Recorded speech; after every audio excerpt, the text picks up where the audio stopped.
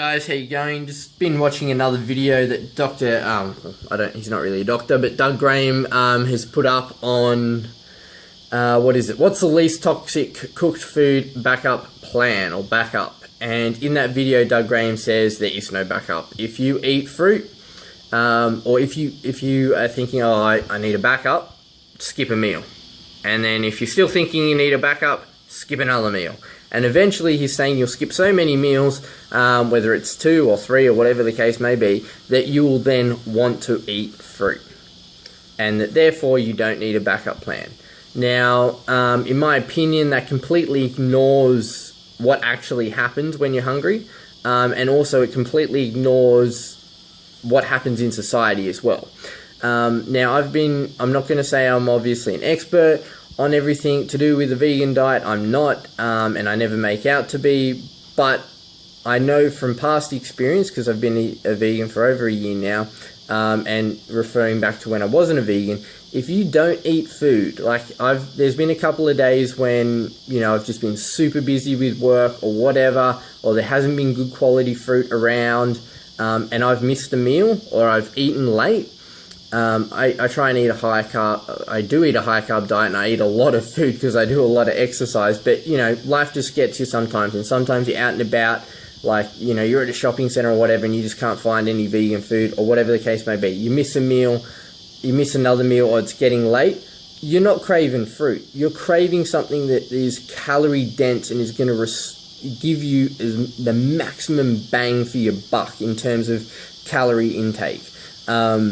If you skip 2 meals, you're not thinking of, oh, where's some fruit? Where's some more fruit? If it was me and you're vegan, I'd probably be going, where's some peanut butter that I can put on toast? Or, where's some vegan chocolate? You know what I mean? You're not thinking of fruit. And when you're really hungry and you walk past, like if you're at the shops and you walk past and you smell like hot chips or something like that, you're going to crave those. You're going to crave whatever's coming through your senses.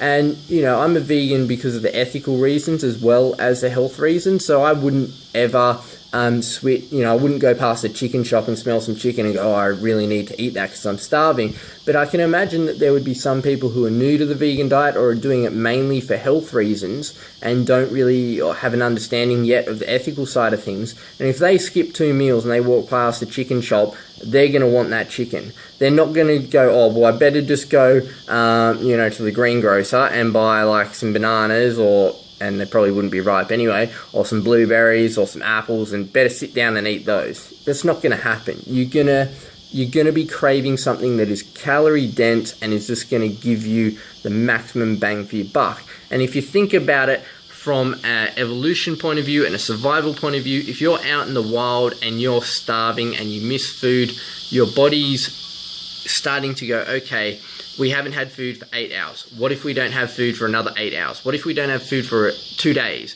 We need to get food into us fast, and we need something that's going to give us the most calories to support us for as long as possible. So I think that Doug Graham saying this is wrong. I don't think that's the case at all. And I think to say that what's the least toxic cooked food backup plan? Well, what's wrong with steaming broccoli? If someone steams broccoli and has that, are they really going to die? No, they're not.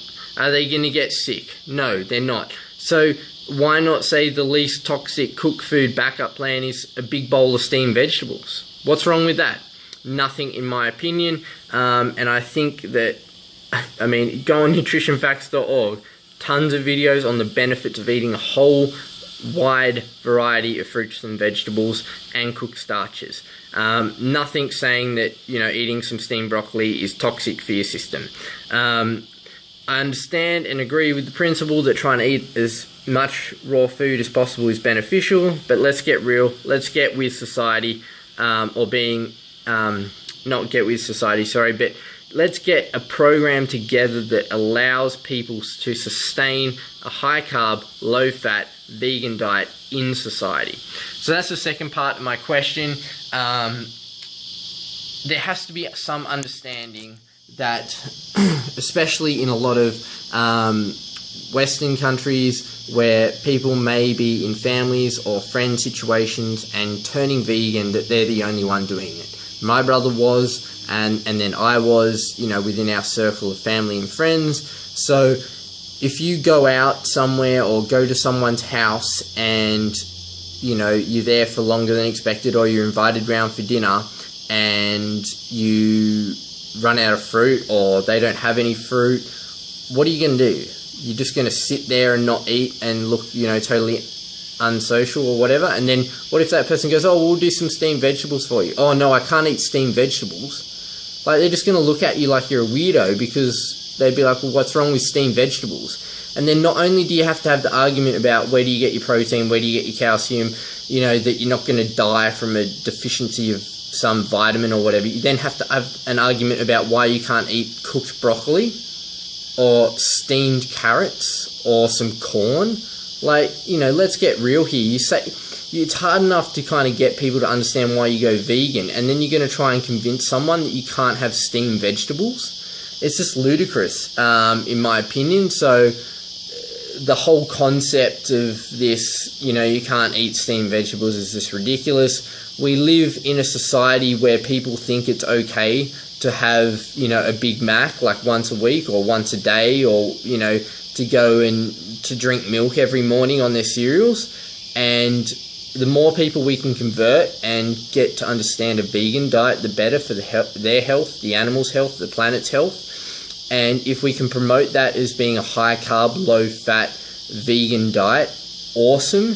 But then let's get to that step first. Like, let's tell people it's okay to have rice, because some people think that if they eat rice, they're going to get fat. And then once we get to that stage, then maybe we can educate them a little bit more about trying to have a higher raw diet, and to, you know, understand that you can eat a high amount of fruit without, you know, having any problems. But to go from straight, like, let's be sad Western diet eaters, to, oh, here's a person in my friend or family circle who now won't eat steamed broccoli, even though it's a vegetable. Like, let's get real. So what's the least toxic food backup plan? It was a pretty shitty video by Doug Graham, I think. I think it promotes the wrong mindset. It fails to understand what actually occurs in the body when you get hungry, and what actually is like to be in a real society. Maybe if you live on an organic fruit farm with, you know, a whole heap of people who just hang out and chill all day, you could do it. But come on, let's get real. Most people work, most people have jobs, most people need to support family.